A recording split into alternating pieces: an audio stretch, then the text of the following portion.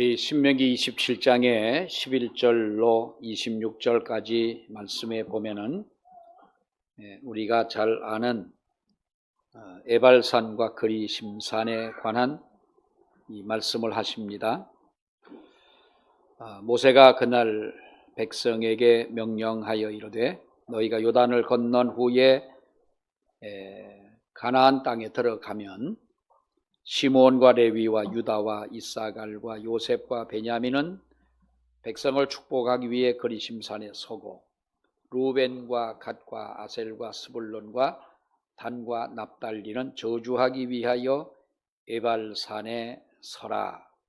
이렇게 12지파를 이렇게 두 부류로 나누어서 한쪽은 에발산에, 한쪽은 그리심산에 서라, 이렇게 말씀을 합니다. 우리가 이것을 보면은 좀 이해하기가 쉽지 않은 그런 부분이기도 하지만은 우리가 성경을 보면은 한 가지 분명한 사실을 알 수가 있는데요. 그것은 하나님은 어떤 그 균형을 좋아하신다라고 하는 것입니다. 이 균형을 좋아하신다. 우리 사람들도 그렇죠. 어려서는 아이들이 균형을 잡질 못해요. 그래서 뒤척이는 뒤집는 것도 한참 걸리고 일어나 앉는 것도 그렇고, 그러다가 이제 무엇을 잡고 벌벌 떨고 일어나다가 계속 하다 보면은 일어서게 되고, 그리고 이제 균형을 잡아서 사람을 이렇게 직립보행을 하게 되지요. 우리가 이 두 다리를 가지고 균형을 잡고 평생을 살아간다고 하는 것은 하나님이 창조하신 창조물 가운데, 피조물 가운데 우리 인간밖에 없습니다. 두 다리를 가지고 균형을 잡고 살아가는 거, 달리고 하는 것은 또 험한 산을 가면서도 아주 균형을 잘 잡고 하는데, 이 균형이 무너질 때가 언제겠어요? 우리 균형이 무너질 때 되게 보면 이 어떤 그 다도 그렇진 않습니다만은 어떤 알츠하이머 병 같은 이런 병이 오게 되면 사람들은 걸음걸이부터가 달라지는 거예요. 이렇게 그 발을 아주 빨리 떼고 좁게 뛰면서 막 가는데, 균형을 잡기 위한 하나의 그것도 방법이라고 그럽니다. 우리가 평생을 살아가는 것, 이것도 하나의 균형이라는 거죠. 성경이 말씀하고 있는 균형은 그것을 말하는 것은 아니지만은 하나님은 바로 균형을 좋아하신다. 그런데 균형을 말할 때는 똑같은 두 개를 가지고 균형을 잡고 양쪽에 기둥을 세워서 균형을 잡는 것을 말하는 것이 아니라 전혀 성격이 다른 두 가지를 놓고 말씀하고 있는 것입니다. 그렇기 때문에 우리가 세상을 살다 보면 나와 전혀 다른 것들을 많이 만나게 되죠. 내 생각과 다르고, 나의 계획과 다르고, 내 성격과도 다르고, 사람이 성격이 다 다르지 않습니까? 사람이 다 성격이 다릅니다. 말하는 스타일도 다르고 목소리도 다르고 다 다릅니다. 그런데 우리는 다른 것에 대한 너무 충격을 받거나 놀랄 필요가 없다. 하나님이 좋아하시는 것처럼 균형의 지혜를 발휘하고 또 다른 곳에 대한 관용을 베풀면 된다라고 하는 거예요. 거기 답이 있다는 것인데, 우리가 관용을 베푼다.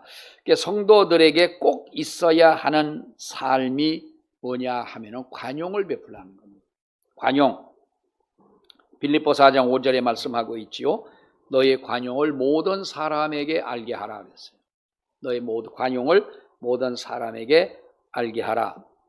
그리고 관용이라는 게 뭡니까, 여러분? 관용. 나와 다른 견해나 나의 삶의 방식과 다른 방식을 가진 사람들을 용납하고 더 나아가서 그 사람들의 그 자체를 존중해 줄 줄 아는 것입니다.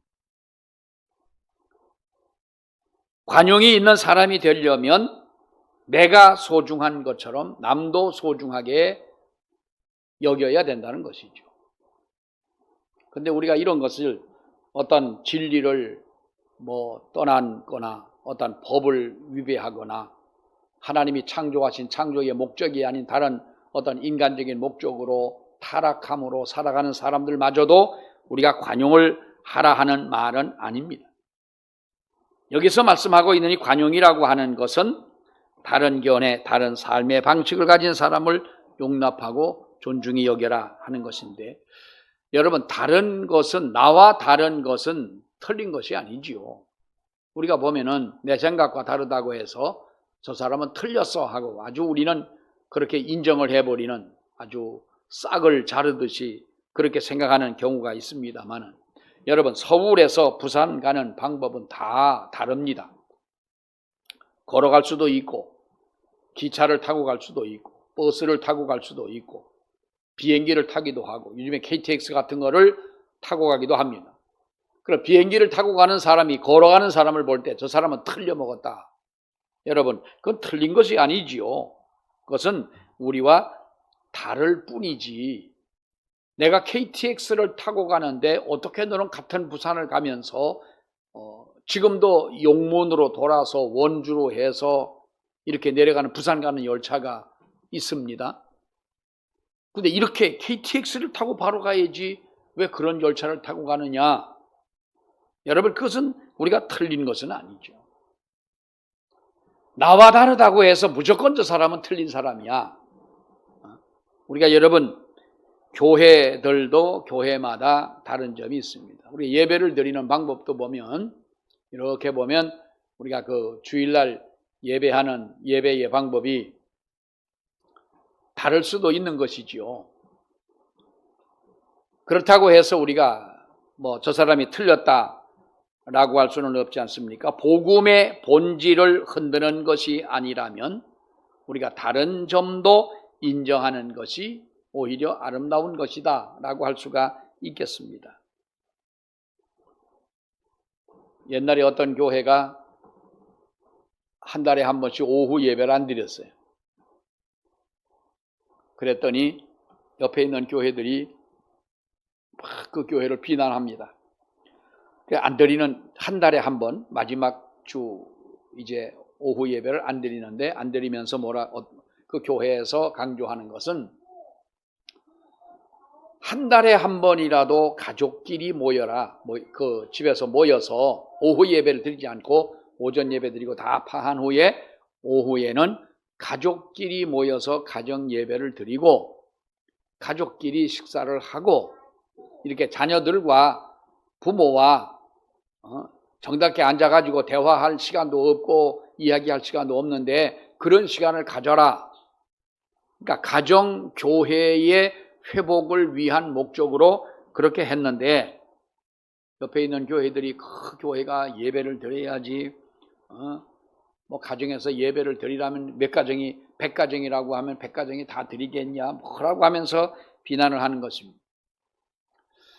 옛날에는 여러분 우리가요 이 주일날 11시 예배 드리고 오후 예배는 몇 시에 드렸어요? 저녁에 드렸어요. 저녁에 드렸는데 언제부턴가 오후에 예배를 드린다고 하니까 반대하는 사람들이 있습니다. 서울에 재미난 거는요, 수요 예배를 이제 낮에 드리는 교회들이 많습니다. 서울에는 10시나 11시나 해가지고 수요 예배를 드리는데, 재직회 때에 이제 의논을 한 거예요. 꽤 큰 교회인데 우리도 앞으로 수요 예배는 오전 10시에 드리도록 하겠습니다. 오후 저녁에 예배를 드리니까 연세 많으신 분들은 못 오고 또 젊은 사람들은 그 시간이 또 가정에 퇴근하고 들어오는 남편도 있고 아이들도 있고 하니까 우리 10시에 드립니다. 가만히 보니까 그 시간이 더 많이 모일 수 있는 거예요. 그러니까 어떤 집사님이 나와가지고 재직회 때에 막 반대를 하는 거예요. 그냥 반대합니까? 큰 소리 하면서. 수요 예배는 저녁에 드려야지. 어떻게 우리가 낮에 드릴 수가 있습니까? 역사와 전통이 있는 우리 교회에서 안 됩니다. 근데 목사님 얘기가 가만히 보니까 그 사람이 수요 예배는 전혀 안 나오는 사람이더래. 그래서 목사님이 그랬대요. 집사님, 그러면 좋습니다. 저녁 예배로 드릴 테니 그럼 집사님 수요 예배 앞으로 나오시겠습니까? 그랬대요. 그때 저는 뭐 직장에서 나온 수요 예배 그 시간이 안 돼서 내가 그러면 수요 10시에 예배를 드린다면 더 많은 분들이 연세들은 드신 분들도 그렇고 또 가정에 있는 주부들도 그렇고 더 많은 분들이 참석할 수 있는데 왜 그렇게 반대하는 이유가 뭐냐? 역사와 전통이 있지 않냐. 여러분, 우리가 보면은 우리 예배 드리는 어떠한 그 형식에 너무 익숙하다 보니까 다른 점을 우리는 인정하지 못하는 경우들이 많고요. 우리 옛날에 보면은 그 성수 주일 성수에 대해서 우리가 이야기하면 하루 종일 교회 와서 있으면 주일 성수하는 걸로 생각을 하는 거예요. 물론 그것도 중요하지요. 새벽에도 낮에도 저녁까지 모여서 정말 우리가 이렇게 주일학교 교사나 찬양대나 또 우리가 교회에서 봉사하는 다른 분들 보면 주일날 여러분 얼마나 힘들어요. 어떤 분은 토요일부터 와가지고 준비를 하고 이렇게 해서 예배를 드리는데 힘들잖아요. 과거에는 우리가 이렇게 예배 모든 시간 참석하는 것은 물론 당연한 것이지만은 진정한 주일 성수가 여러분 무엇입니까? 주일의 예배를 통해서 우리가 주님 안에서 안식을 하고 또 사랑하는 마음으로 우리가 다른 모든 사람들과 아름다운 교제를 나누고 내가 그 무엇을 하든지 그 하는 모든 것으로 하나님의 영광을 위해서 하는 것이 우리가 그 주일날 하는 것 아닙니까? 더 하나님이 기뻐하실 우리가 하나님의 복음을 전하고 전도를 하고 하는 이것이 얼마나 하나님이 기뻐하신 일이겠느냐. 거룩하게 주일을 성수한다라고 하는 것, 정말 우리가 여러분 이거 보통 힘든 일이 아니잖아요. 마음을 다하고 정성을 다하고 예배하는 그 순간마저도 정말로 우리가 최선을 다해서 하나님 앞에 이렇게 예배할 때, 그러니까 하나님이 주시는 안식이라고 하는 이것이요, 우리가 모든 힘든 일을 하다가 하루 쉬는 것이 안식이 아니라 이 안식은 하나님으로부터 예배를 통하여 은혜를 통하여 우리에게 내리시는 영적 쉼을 말씀하고 있는 거예요. 영적 안식이라고 하는 거예요. 그래서 우리 성도들은 자기 생각에 너무 치우치다 보면 우리가 하나님의 말씀을 따르는 것보다도 자기의 생각에 치우치는 경우가 더 많다는 거예요. 여호수아 1장을 보게 되면 하나님은 가나안 땅을 얻기 위해서 너희가 들어갈 때에 좌로나 우로나 치우치지 말라 이렇게 당부를 하고 있습니다. 요한복음 1장에 보면은 주님은 은혜와 진리가 충만하신 분이다 이렇게 말씀했죠. 자, 여러분, 은혜라고 하는 것이 뭡니까? 은혜는 우리에게 더해주는 성격을 가지고 있는 것입니다. 우리에게 더해준다는 거예요. 은혜. 더 풍성하게 나에게 모자람이 없는 정말로 그 풍성한 하나님의 은혜를 내게 더하시는 것. 진리는 뭡니까? 진리는 다듬고 잘못된 것은 우리가 고쳐가고 휘어진 것은 바로 세워놓고 균형이 잡혀있지 않는 것은 쓰러져가는 것을 바로 세워놓는, 이것이 여러분 진리 아닙니까? 그처럼 하나님은 서로의 성격이 다른 것들로 통해서 바로 균형을 이루어 가신다. 이게 성경이 우리에게 보여요. 오늘 이 본문에서도 우리가 볼 수 있는 하나의 균형이 여러분 그렇습니다. 우리가 그런 사례들을 볼 때 우리 일상생활 속에서도 많은 것을 우리가 볼 수가 있는데요. 사람은 여러분 손이 몇 개입니까? 손이 몇 개요? 손이 2개지 몇 개요? 응? 자, 근데 여러분 보세요. 우리 참 사람이 그래요. 이 10손가락 중에 제일 놀고 먹는 손가락이 어느 거요? 놀고 먹는 손가락이 어느 거예요? 예? 새끼손가락은 조그맣기도 하고 저 끝에 붙어 있어가지고 이놈은 그냥 놀고 먹는 것 같아. 근데 여러분 새끼손가락 그렇다고 접어놓고 한번 하루 종일 생활을 해보셔요. 만약에 다쳐가지고 새끼손가락을 이렇게 감아놓고 또 기부스를 해놓고 산다면요 얼마나 불편한 줄 몰라요. 더더구나 우리가 한쪽 둘 팔이니까 가만히 생각해 보니까 한쪽 팔은 월요일 날 쉬고 오른쪽 팔은 화요일 날 쉬도록 하면 좋겠다. 한 팔을 한번 뒤로 묶어 놓고 한 팔만 가지고 살아보시죠. 자, 우리가 여러분 이것이 하나의 어떻게 보면은 우리가 균형의 필요성을 우리에게 보여주는 것인데요. 이 본문의 말씀을 여러분 보세요. 본문의 말씀을 보게 되면 2개의 산이 나옵니다. 바로 하나는 에발산이고 또 하나는 그리심산인데 에발산은 저주의 산이고 그리심산은 축복의 산입니다. 여기서 우리가 잘못 오해하기 쉬운 것은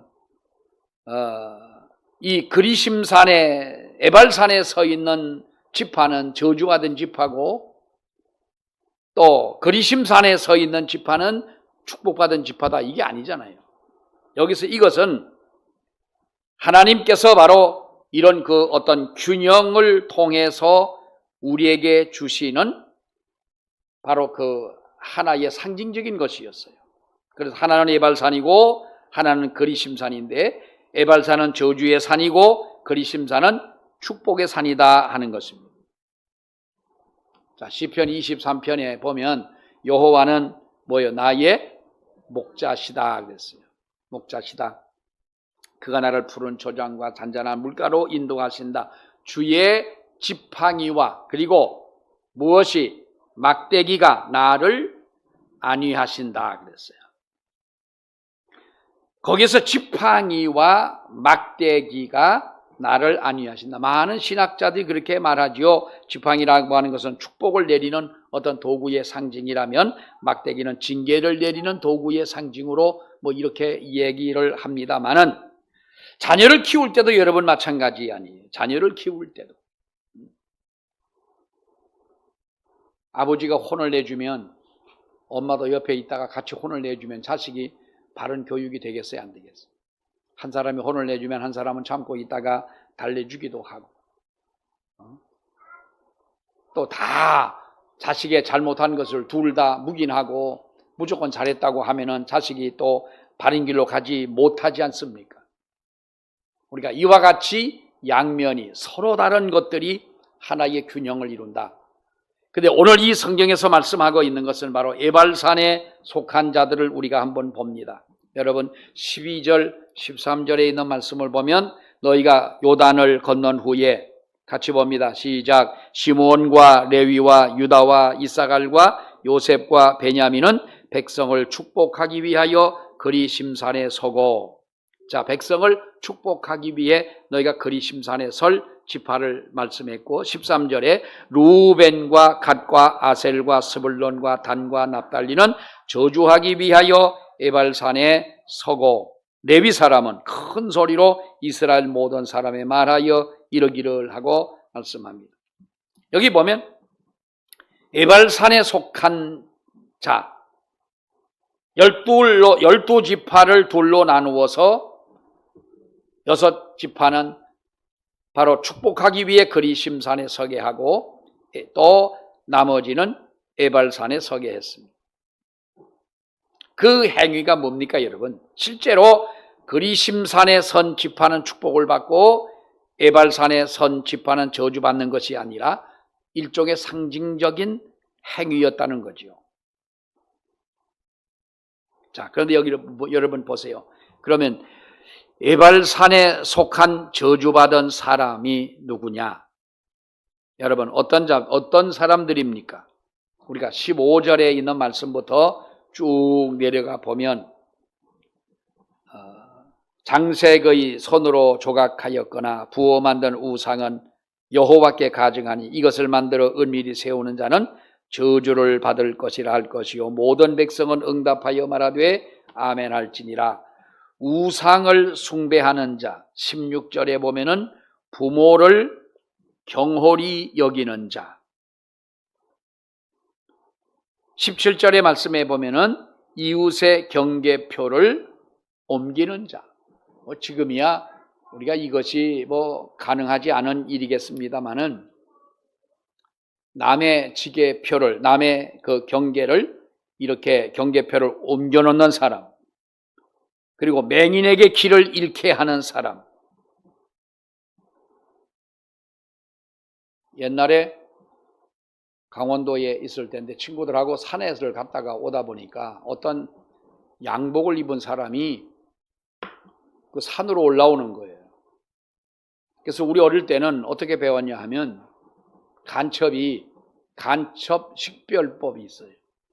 그래서 이른 새벽에 산에서 내려오는 사람, 양복을 입고, 그리고 바지 가랭이가 이슬에 젖어 있고 구두를 신고 있는 사람, 사방을 두리번거리는 사람. 간첩 식별법이 옛날에 그랬어요. 근데 그때는 이 사람은 한 새벽도 아니고 그런데 어떤 저녁 때쯤 돼가지고 어떤 분이 그 골짜기로 올라가는 거예요. 이상하잖아요. 그래서 저 사람이 왜 골짜기로 올라올까? 만약에 간첩이라도 우리는 여러 명이니까 우리가 이길 거야. 어쨌든 간에 내려가 보자. 내려가서 이제 그 사람을 만나게 됐어요. 이게 거리를 두고 만났더니 그분이 그러는 거예요. 얘들아, 이리로 가면 오음리를 갈 수 있냐? 그러는 거예요. 오음리가 파월장병들 교육받은 화천 간동면 그 오음리 아닙니까?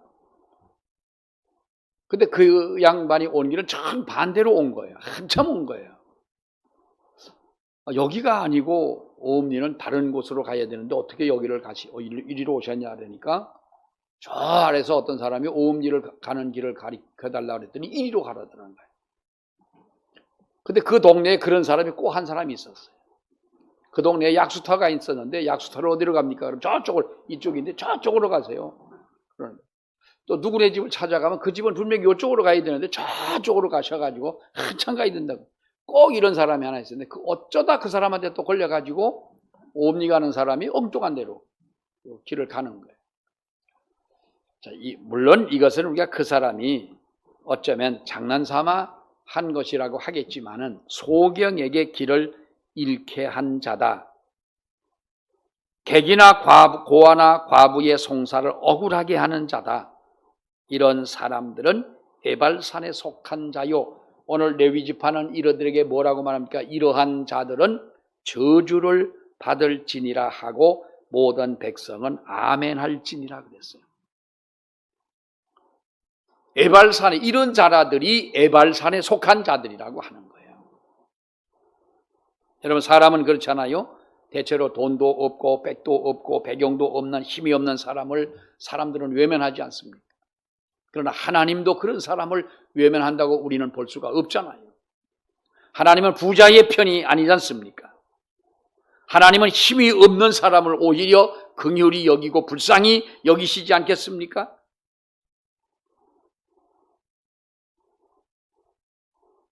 그래서 우리가 고아와 과부를 불쌍히 여겨라 하는 이 말은 하나님의 마음을 가지라는 말이에요.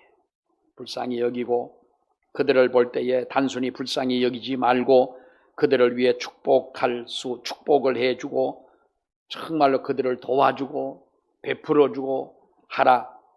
이것이 주님이 원하시는 일들이라는 거죠. 주님이 기뻐하시는 일들인데 그 외에도 보게 되면 여러 많지 않습니까? 객이나 고아나 과부의 송사를 억울하게 하는 자, 그의 아버지의 아내와 동침하는 자, 짐승과 교합하는 모든 자, 자매와 그의 아버지의 딸이나 어머니의 딸과 동침하는 자, 장모와 동침하는 자, 이웃을 암살하는 자, 이런 사람들은 다 저주를 받을 것이다. 저주를 받을 것이라 할 것이요 모든 백성은 아멘 할지니라. 아멘 하라. 이런 자들이 바로 어디에 서 있는 자들이요? 이런 사람들이 바로 하나님 앞에 버림을 받은 자들이요 복받지 못할 자들이라고 하는 거예요. 자, 그러면 하나님께서 에발산의 존재 그리고 그리심산에 속한 존재는 누구냐? 그리심산에 속한 존재는 누구냐?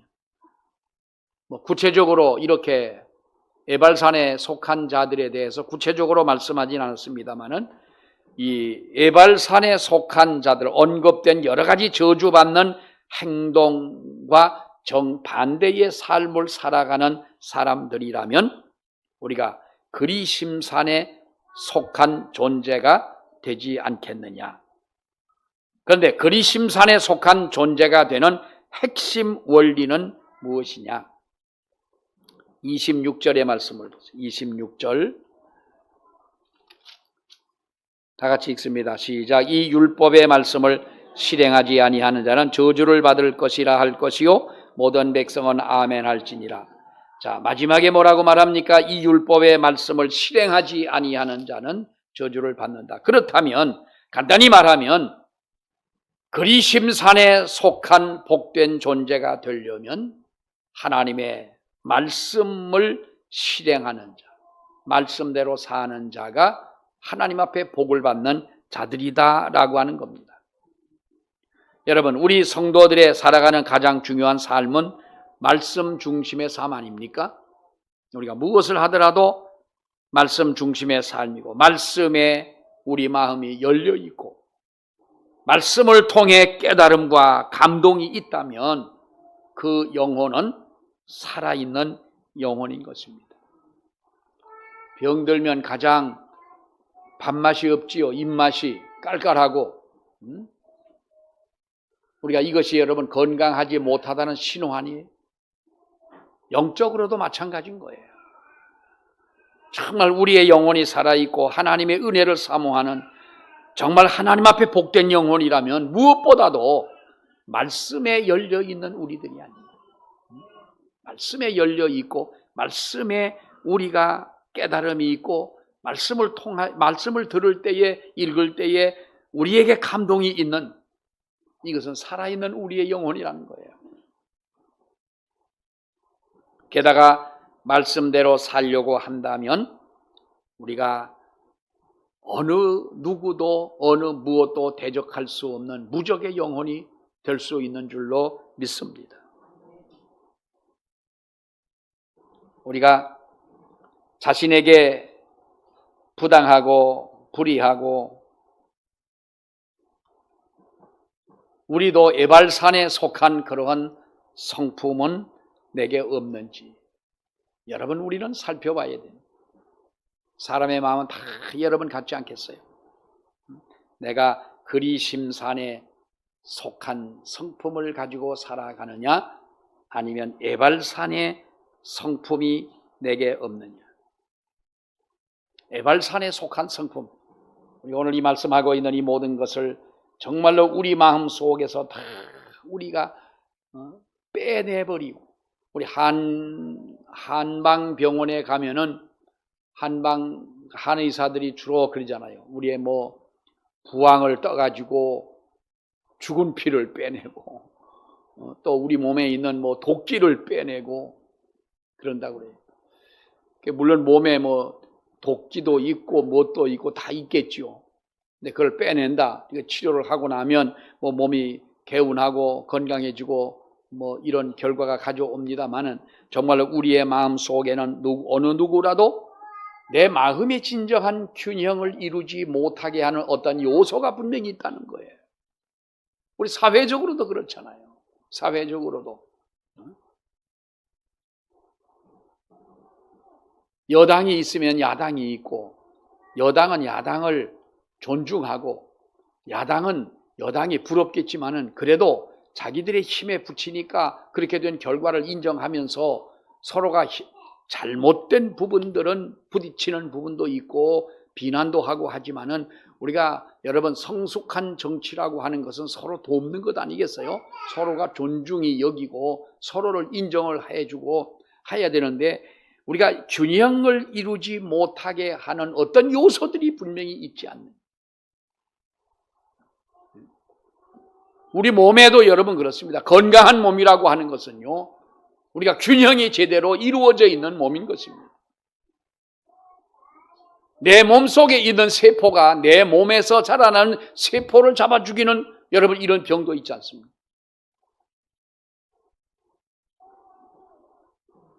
내 몸에 일어나는 모든 병들은요, 우리가 외부의 어떤 힘에 의해서 받는 상처나 아픔과 어떤 것보다도 병은 내 몸에서, 내 몸 안에서부터 시작이 되어진다는 거예요. 이것이 뭡니까? 균형을 잃어버리는 거예요. 몸도 균형을 이루어야 건강한 몸이 되는 것처럼 우리 가정도 마찬가지 아닙니까? 우리 교회도 마찬가지 아닙니까? 더더구나 우리의 신앙은 에발산과 그리심산을 하나님이 우리에게 보여주면서 진실로 균형 잡힌 우리의 믿음을 가져라. 사람이 어느 한쪽으로 치우쳐서도 안 되고, 어떤 사람과 이야기를 하다 보면 너무 자기 주관적인 거예요. 남의 말을 들으려고 하지를 않아요. 자기 생각이 옳은 거예요. 자기가 생각하는 것 중에 다른 사람이 어떤 의견을 제시하면 이건 오히려 잔소리처럼 들려지게 되고 인정하지 않는 거예요. 사랑하는 여러분, 앞에서도 말씀을 드렸습니다마는 다른 사람의 다른 부분을 우리가 다른 의견을, 다른 생각을 이것이 어떠한 진리를 파괴하거나 진리를 위반하는 것이거나 하나님 앞에 영광이 되지 않는 것이거나 한 것이 아니라면 우리가 인정할 수 있는 우리들이 되어야 됩니다. 5천만 국민이 다 똑같은 마음을 가지고 살 수는 없잖아요. 우리 교회 여러분 교인들도 마찬가지잖아요. 우리 생각이 다 똑같을 수는 없어요. 네? 생각이 다 다른 거예요. 그렇다고 저 사람은 틀렸어. 나하고 맞지 않는다고 저 사람은 틀렸어. 이렇게 말하면 주님은 너는 내가 볼 때 더 틀렸다. 나하고 더 틀렸다. 뭐 그러시지 않겠어요? 우리가 균형을 이루어가는 우리들이 되기를 원합니다. 믿음이라고 하는 것과 세상에서 오는 모든 것들은 너무나 다른 것입니다. 한 주간 동안 살아가면서 서로가 다른 세상, 다른 것을 부딪히고 만나고 해결해야 되는 여러 많은 일들 중에 하나님이 원하시는 정말로 균형을 이루는 우리 믿음이 되어지기를 원합니다. 기도하겠습니다. 하나님 아버지의 은혜를 감사합니다. 오늘도 거룩한 날을 주신 하나님을 찬양하며 아버지 앞에 예배할 수 있도록 은혜 주심을 더욱더 감사를 드립니다. 우리 하나님 축복하셔서 풍성하신 주의 은혜가 더욱더 저희들 가운데 충만케 하시고 에발산과 그리심산에 서 있는 자들이 하나님의 말씀을 준행하는 자들을 축복하지만은 그러나 세상에서 우상을 숭배하고 죄악에 빠져있는 자들을 저주함같이 하나님이 우리가 주님의 축복을 받는 주의 백성 하나님의 자녀가 되기를 아버지여 원하오니 한 주간 동안도 우리들이 주의 말씀을 따라 순종하며 우리의 삶의 아름다운 균형을 이루며 살아갈 수 있도록 은혜를 허락해 주시옵소서. 예수님 이름으로 기도하옵나이다. 아멘.